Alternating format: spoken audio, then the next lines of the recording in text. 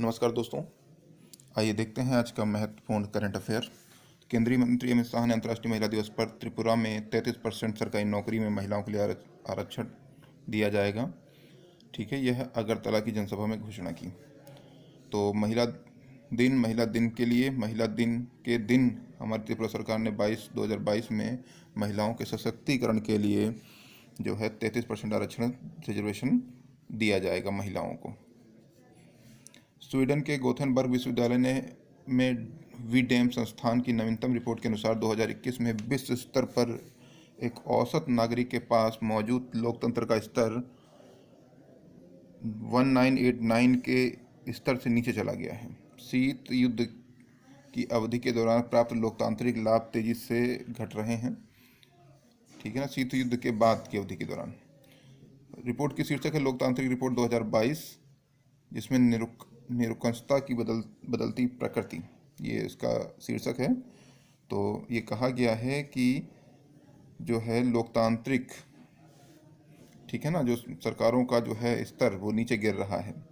ठीक है भाई, और किस सन के अनुसार 1989 से नीचे गिर रहा है 2021 में। ये रिपोर्ट किसने दी है? स्वीडन के गोथेनबर्ग विश्वविद्यालय ने।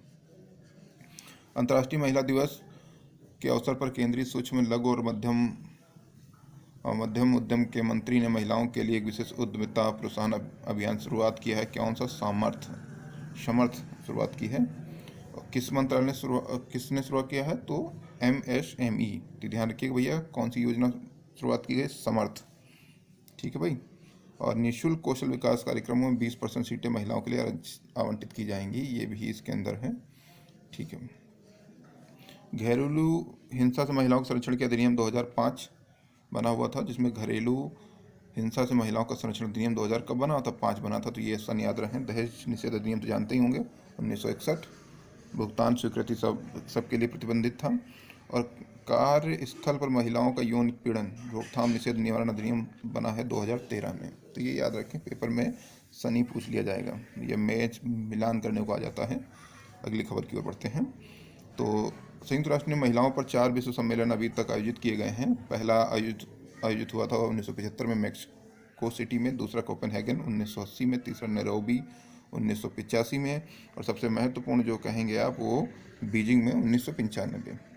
महिलाओं पर चौथा विश्व सम्मेलन जो हुआ था संयुक्त राष्ट्र की अब तक की सबसे बड़ी सभाओं में से एक, और लैंगिक समानता एवं महिला सशक्तिकरण पर विश्व का ध्यान आकर्षित करने के संदर्भ में ये एक महत्वपूर्ण मोड़ भी था। ठीक है भैया, तो ये था किस पे आधारित था? लैंगिक समानता के पर आधारित था। हाल ही में केंद्रीय बंदरगाह नौवाहन और जलमार्ग मंत्री गुवाहाटी असम में बांग्लादेश के रास्ते पटना से पांडु बंदरगाह तक खाद्यान्न की पहली खेप परिवहन का स्वागत किया गया है। तो कहाँ से गई? पटना से भैया। पांडु बंदरगाह स्थित है गुवाहाटी में। किस रास्ते? पांडु बंदरगाह तक खाद्यान्न की पहली खेप गई है बांग्लादेश होते हुए। समझ गए भाई? तो आप जानते हैं कि NW1 NW2 के बीच निर्धारित अनुसूचित नौकायन की योजना बना रहा है।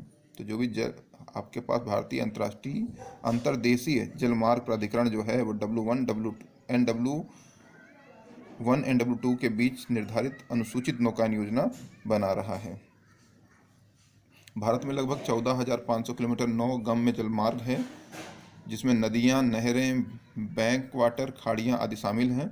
और 2016 के अनुसार भारत में भी एक पेपर में क्वेश्चन पूछा भी गया था, राष्ट्रीय जलमार्गों की संख्या कितनी है? तो 111 यानी 111 जलमार्ग हैं, याद रखिएगा भैया। ठीक है।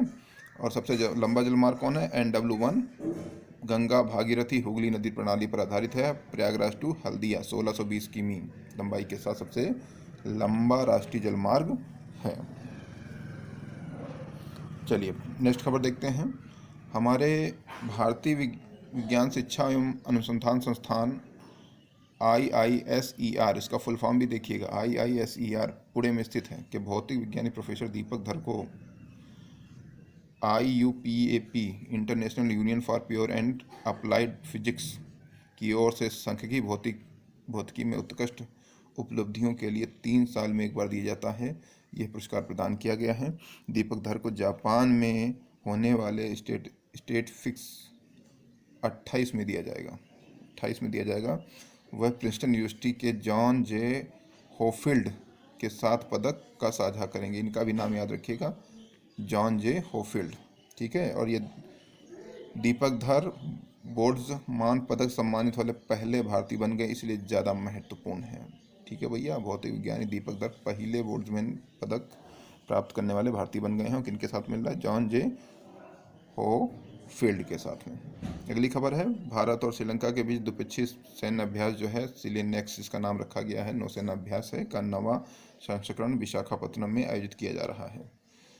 ठीक है भाई। अगले, भारत और श्रीलंका के बीच अन्य अभ्यास जो है तो एक मित्र अभ्यास हो सकते अभ्यास है, मित्र शक्ति याद रखिएगा, और त्रिपक्षीय अभ्यास है दोस्ती, भारत मालदीव और श्रीलंका के बीच में होता है।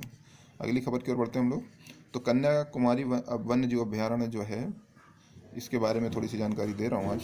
तमिलनाडु राज्य के कन्याकुमारी जिले में, ठीक है, संरक्षित क्षेत्र है, और इसे जो है, ठीक है, 56 में 1 नवंबर 1956 को जो कन्याकुमारी जिले के पुराने विकसित वनों वार्जिन फॉरेस्ट केरल से तमिलनाडु राज्य में स्थानांतरित किया गया था।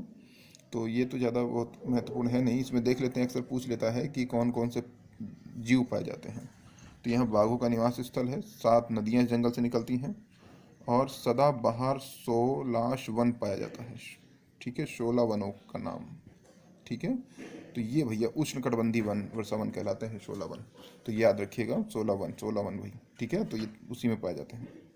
और यहाँ पूछ लिया था जानवर कौन कौन से पाए जाते हैं, तो जानवरों पूछ लिया था जानवर कौन कौन से पाए जाते हैं, तो बाइसन, हाथी, रॉक पाइथन और शेर पूछ वाला मैकाक बंदर। भैया ये बहुत पूछे थे कहाँ पाया जाता है, शेर पूछ वाला मैकाक जो है वो पाया जाता है यहाँ पर, समझ गए ना। तो इसको याद रखिएगा, जीव के बारे में भी पूछ लिया जाता है। चलिए, तो आज के लिए बस फिर इतनी खबर है। ठीक है भाई, ध्यान पढ़ लीजिएगा एक बार और ज़रूर सुनिएगा। ठीक है, क्योंकि जो वनडे एग्जामिनेशन के हिसाब से महत्वपूर्ण है, और प्री के हिसाब से आप चाहे यूपी पीसीएस तैयारी कर रहे हो चाहे यूपीएससी तैयारी कर रहे हो। तो नमस्कार, जय हिंद दोस्तों।